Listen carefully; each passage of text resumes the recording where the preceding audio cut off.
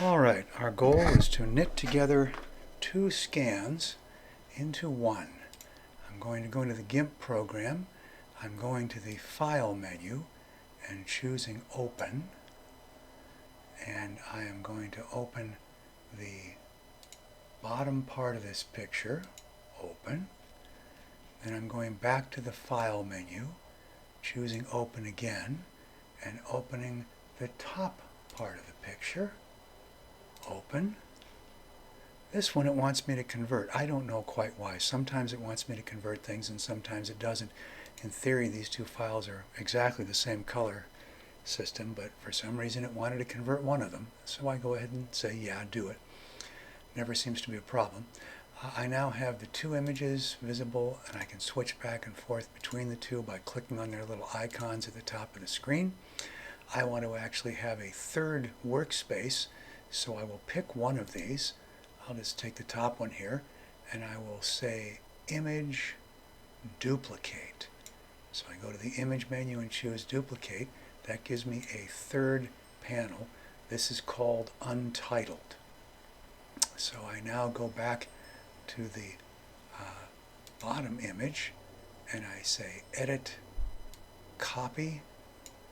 I go to my new Untitled workspace. I say Edit, Paste. And I now have the two layers sitting on top of each other. When this layer comes in, I can see it over here on the lower right hand side of the screen in the layer palette. It calls itself Floating Selection. To make my life easier, I will rename this. I double click on it and I will call it Bottom because it's the bottom part of the image. I will then double click on the other one and I will rename that Top because it's the top part of the image. In order to make my life less confusing, again, I'll drag the bottom layer down to the bottom so that the top layer is on the top and the bottom layer is on the bottom. If I want to, I can hide the top layer and then I'll be able to see the bottom layer underneath it. But what I really want is space to work with these, so I'm going to make my life simpler again by closing the other two original files. Now I've just got my untitled file with my two layers in it, and I'm going to go to the Image menu and I'm going to choose Canvas Size. I'm going to change the size of the canvas that I'm working on to give myself room to move things around. I want this to be about twice as big as it was. It's currently 830 pixels. I will change that to 1600 pixels. That should be enough. I know there's a little overlap here in these scans. The width is currently 439. I'll make it 600 pixels. Give myself enough room to play around. And now I will drag this over so that it's centered side to side. And I will say Resize. And now I have my workspace, my canvas, showing up as a checkerboard pattern. I'm going to change the size that I'm looking at here. I've got there's a little pop-up menu down at the bottom of the window. Currently it's at 100%. I'm going to choose 25%. The pop-up menu you probably can't see. I just realized it's going to drop off the bottom of the video. But it's a little pop-up menu that lets me choose the size I want. I change that to 25%, and I am now at liberty to drag things around. I'm going to hide the top image so that I can drag the bottom image. I've got the Move tool selected in my Tools palette. I'm going to drag the bottom image down so that it's at the bottom of my canvas. Now I'm going to turn the top image back on again, and now I'm going to go to my View, my Zoom. In fact, I could go up to the View menu and set the zoom up here, I think, can't I? Yes. I'm going to zoom to 200%. And now I'm going to grab the scroll bar and scroll down to roughly the middle of my image. And I can see there's these little dashed lines showing me where the two pieces overlap. So I can see about where the overlap is. Now I'm going to drag that bottom image up so that the two pieces are pretty close to aligned. And that's about it there. And if I was just really sloppy, I could go ahead and flatten that, and I'd have a single. In fact, let's go ahead and do that. We'll say image, and I'll choose flatten image, and the two of them are now together, and that's pretty close. But in fact, if you look, you can see a line there where the two images are joined together, and I don't want that. I don't want that visible line there.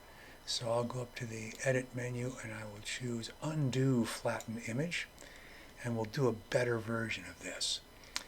So the next thing I want to do is I want to make sure these two are aligned beautifully. To do that, I'm going to click on the top image and I'm going to change its opacity. I'm going to make it about 50% so that now I can see through it. It's transparent and I can see the bottom image underneath it. And I'm now going to select the bottom image and I'm going to move that bottom image. I'm going to use the arrow keys on the keyboard because they give me a little finer control. And you can see I can nudge this up and down, or I can nudge it side to side. And I'm going to nudge it. I'm going to look at, in this case, I'm kind of looking at one of these needles on the cactus over here. And I'm going to line those needles up until they look like they are just about lined up and agree with each other pretty close to perfectly. That looks like it's about it. And now I see a problem. I see that these needles are lined up over here on the right side of the screen, but over on the left side of the screen, I've got some needles that aren't lined up so well. How is this possible? Well, the problem is that when these two images were scanned, they weren't aligned perfectly on the scanner. So one of these images is a little bit rotated in relation to the other image. So now I need to rotate these so that they line up perfectly. I'm going to zoom back out again, image, view, zoom. I'm going to go back out to say 25%. Oop, what just happened there? Something very strange happened. I'm not sure what that was. And I'm going to drag both of these images down to center them a little bit better so that I have a little more room to play around on the canvas. Because right now I've got one of them that's right tight up against the edge, and when I rotate that, it's going to go off the image. I want to move them both together. If I grab one and drag it, it's just going to drag that one. But I want to keep them together since they're already pretty close to aligned. So to do that, over here in the layer menu, I can click next to the eyeball that I can turn on and off to make a layer visible. Next to the eyeball, I can click in that empty space there and it turns on this chain icon. I've now chained these two images together, and when I move one, it moves them both together. Yay, that's handy. Now I'm going to unchain them because I want to work with them separately again. I'm going to zoom back in to 200% so I can get a nice close look at this, and I want to rotate these images so that when the needles line up on one side, they line up on the other side as well. I'll take the top image there and I will rotate it. To do that, I need the rotate tool. GIMP hides tools in these little pop-up menus now. Didn't used to do that. It used to be a whole bunch of tools visible over here, but it was a little cluttered, so I guess they thought it would be easier to hide them. So I'm going to come over to this collection of a group of tools here, which includes the perspective tool, the unified transform, the rotate, rotate, that's the one I wanted. Okay, so I'm going to click on that and I'm going to come down and choose rotate. Click. Sometimes it's hard to get GIMP to let you do this. I'd right click and then choose rotate. Okay, now I have the rotate tool. I had to right click to let it keep this menu open so I could choose the tool I wanted. I choose the rotate tool. I have the top layer selected. I click on that layer, and now I could manually drag this, but I need a very, very fine rotation here, just a small one, so I'm actually going to type in a number for it. I'm going to go into the rotate menu, and I'm going to choose a rotation, and I will say just give me 1 degree of rotation, and I say rotate. Alright, and that just rotated that top layer. Now I can grab the move tool, and I can click on that top layer and I can slide these layers over and see how close I get to having them line up. That's much better. That's much better. I now have something pretty close to an alignment on the needles on both sides. So it's about a 1 degree rotation. However, when I did that 1 degree rotation, it made a little bit of a change to the characteristics of the top layer, and it didn't make that same change to the characteristics of the bottom layer. What it actually does is it fuzzes it up just a little bit because it rotated it. I'd like to have both layers affected about the same way. So I'm going to do undo move layer and undo move layer and undo rotate by 1 degree. Now I'm going to rotate the top layer. I get my rotation tool again. Come here, rotation tool. Sometimes you have to click a tool more than once in GIMP. I'm not exactly sure why.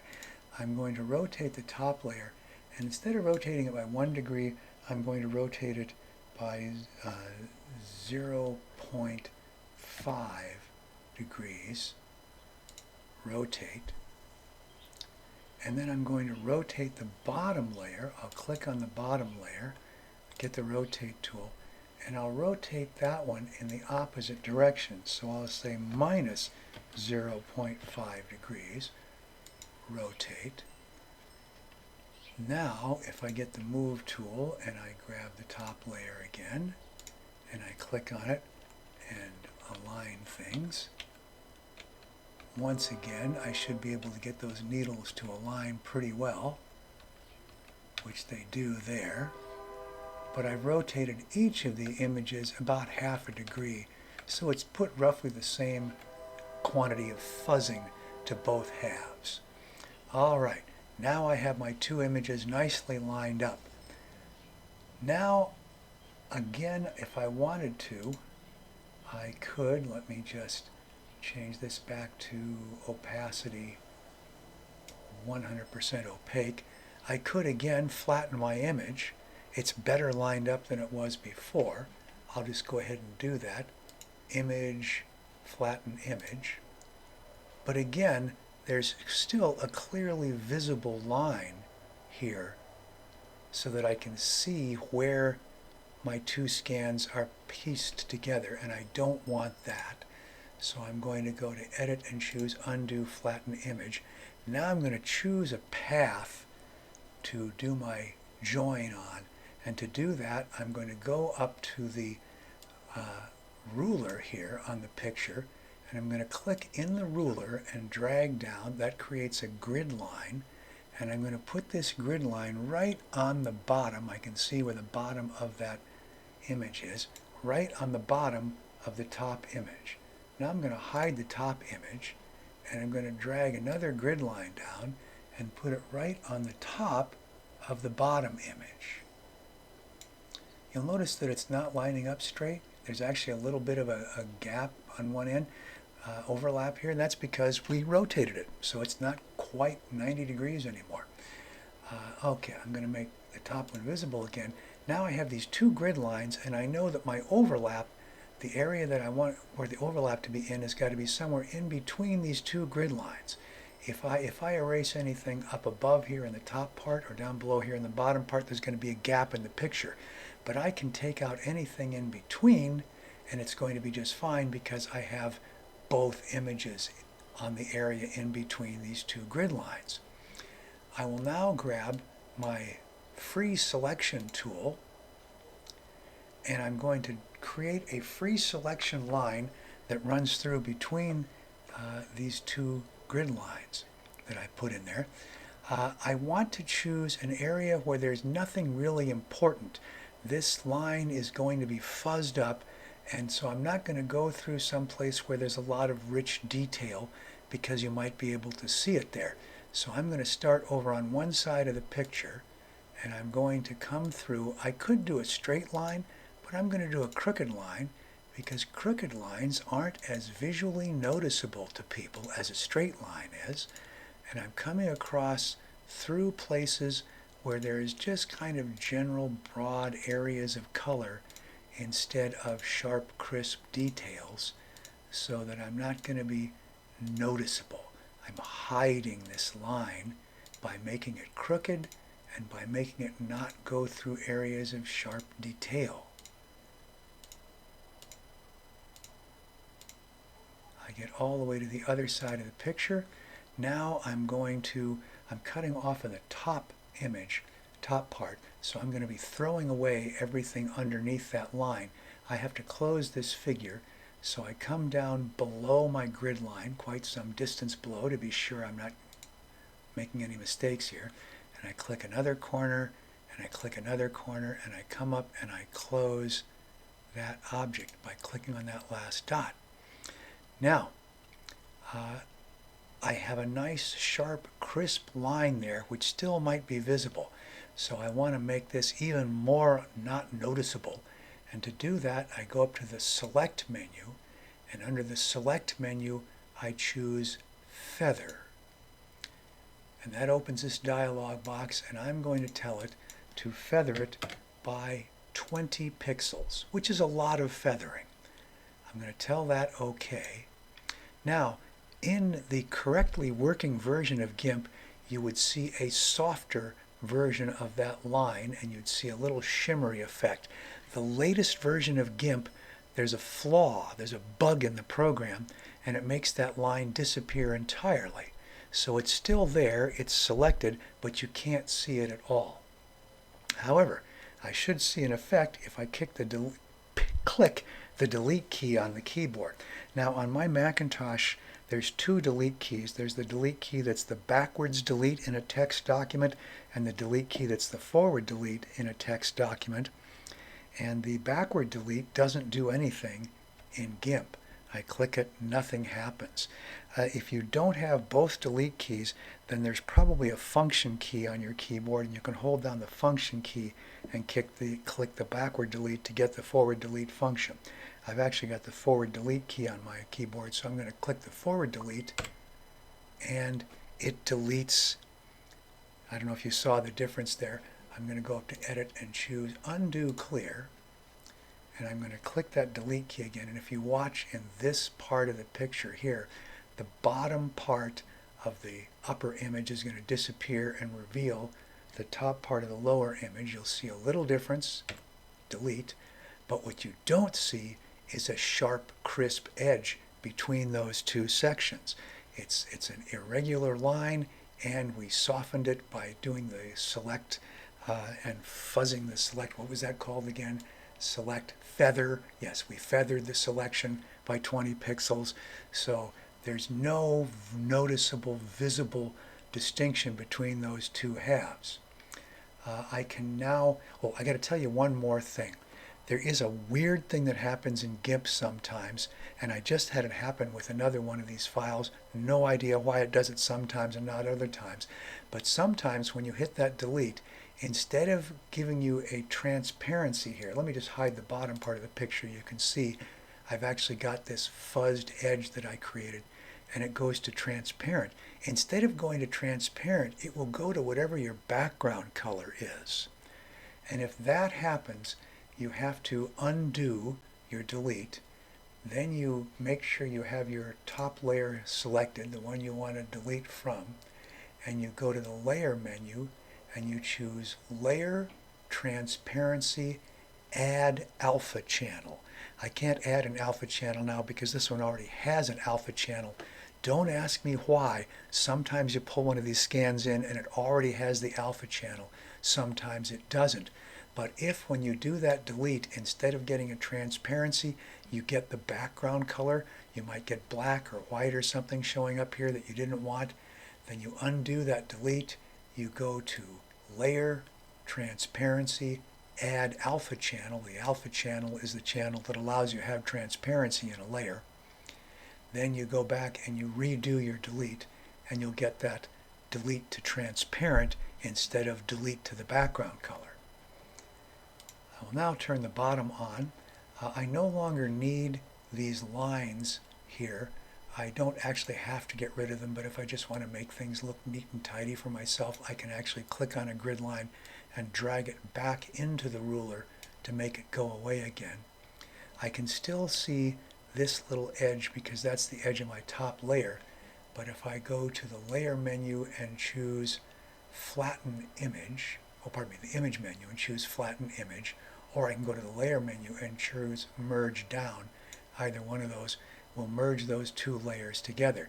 Now here's the thing that I find very interesting. Anytime I look at one of these, I will almost always visually pick up on some little horizontal line in the image and tell myself, why, you can see, why, look, there's a horizontal line there, there's a horizontal line there, there's a horizontal line there, there's a lot of horizontal lines in a picture. And your mind will tell you, why, I can see the joint, but in fact that isn't the joint. Those are horizontal lines that were already there in that image. Now I want to crop this down so that I have just the picture that I wanted. And you'll notice that because we tilted the image and because the two pieces didn't line up exactly identically, we actually have some little areas of transparency that are in this image. We want to square this thing off. I'm going to get the cropping tool, and I bring the cropping tool out and I pick a corner and I drag. Now the cropping tool fortunately lets you adjust, so I can click and drag over here and I can say, oh, I've got too much of the bottom showing there, so I'll pull that up and I've got that corner there. Now I've got two good corners here. I can drag the top up. I can change my scale. Oops, I'm going to do that up here so you can see it. View, zoom. I will zoom to say 50%. Why is this doing this? That's not really happening. That's an artifact. There we go, just while it's taking the time to zoom. Okay, zoom to 50%. Now I can, oops, that's not what I want to click. I can click in the corner here and I can drag this up. So I've got pretty close to what I wanted, but I want to be exact. So instead I will go to view and I will say zoom to 200% again.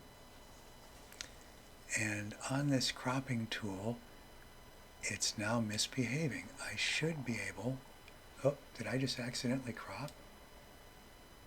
Yes, I did. Edit, undo, no, that's resize image. Undo, resize image. Oh, does that count as a resize image when you do a crop? Undo, resize image. Yeah, all right. Apparently cropping is resizing the image. The cropping tool is misbehaving. It should give me handles on the, there's the side handle. Okay. Gives me side handles and corner handles. All right, so we'll drag this back again. Put this on an edge. We'll put this over on this corner. We will drag up here and we'll drag up here. And I will see that I've got quite a bit of transparency in here that I don't want. So I'm going to drag that in so that I don't have that transparent part there. Maybe one more pixel there. And over on that side, it's going to go out the other way. Oops. I'm still going to have to pull this all the way up here. There we go. Scrolling and dragging. And I see that I am, when I come all the way up to the top, I don't want to go all the way up to the top on this side because when I rotated it, this corner came down a little. So I'm going to go up to the top on this side, and I see that I picked up just a little bit of transparency over there, so I'm going to grab that corner and drag that in another pixel. I'll hit the Enter key on the keyboard, and now I will go and look around the corners, and I see that I came close, but not quite right. I'm seeing a little bit of the transparency down here on the bottom. I'm seeing a little bit of the transparency up here on the side. So I'm going to go to my image canvas size, and I want to make it just a little bit narrower. So I'll take the width down a couple of pixels and I'll slide it over that way, resize, and that cuts off a couple of pixels on that side. Now I want to take off a couple of pixels on the bottom, so I will again go to image canvas size, and I will reduce the height by a couple of pixels, and I'll drag this down so that I'm cutting off the pixels on the bottom, resize, and that trimmed off the pixels on the bottom, and it looks like I now have a beautifully trimmed image, except that you'll notice there's a dashed line hanging around on the outside there, and that's because this layer is now actually bigger than my canvas size. To fix that, I go to the image menu, is it, or the layer menu? Yeah, layer menu. I choose layer to image size. The image size is the canvas size. Those lines disappear, and now I have a beautiful joined picture ready to be exported. I go up to the File menu and I choose Export. If I choose Save, it's going to create specifically a GIMP file which I can only open in GIMP. I want to export this, so I choose Export, and it lets me type a name. GIMP is an interesting program in that it lets you pick your file type by what name you give it. If I leave it with .png, which is GIMP's default, then I get a PNG file. If I want it to be a JPEG file, I just change the name up here. I will call this joined scan demo, can't type, .jpg, and now I get a JPEG file. There's a bunch of options I could have typed in there for whatever file type I want. And now I click on Export. Oh, one more quirk about GIMP. Sometimes you give GIMP a command and it opens up a dialog box and you click in it and try to do things and it doesn't work. The dialog box doesn't work. And it's because GIMP will have opened the dialog box but not selected the dialog box. And what you have to do then is move the dialog box aside, click into your main window, then click back into the dialog box so that it's selected. That hasn't happened to us at all tonight, but it often happens. I want to export this into pictures and into, where are we? That's pictures. Pictures, I could have sworn I had a folder with Shelley's name on it. I don't see it. Well, I'm going to put it into desktop and the going up folder because I know that's there. And then I will hit export. And it says GIMP warning, the given file name does not have any known file extension. Oh, I typed a comma instead of a period. This little thing over here, this window, has GIMP messages over on the upper right hand side of the screen. And sometimes something doesn't work, and if you look up there it'll tell you what went wrong. And that's telling me, you fool, you typed a comma instead of a period. Delete. Period. Now when I hit export, yes, it brings up the export as JPEG. I click on export again, and it's exported. At this point I can quit GIMP. I can say GIMP, quit GIMP, and when I do, it says there's an unsaved file, and I say, wait a minute, didn't I just save it? No, I exported it. I haven't actually saved it as a GIMP document. If I wanted to be able to come back and make changes to this later, in particular if I have a multi-layer GIMP document, I might want to save it as a GIMP document so I can come back and make changes to it. In this case, the GIMP document is only one layer, which means it's going to be very similar to the file I just saved, so I can just say discard changes and throw that one away. Now I come over to my going up folder and I open it and I find the file that I just saved, which is called join scan demo, and I can look at that. There it is. I can open it in my preview program. It looks lovely. That file is ready to go.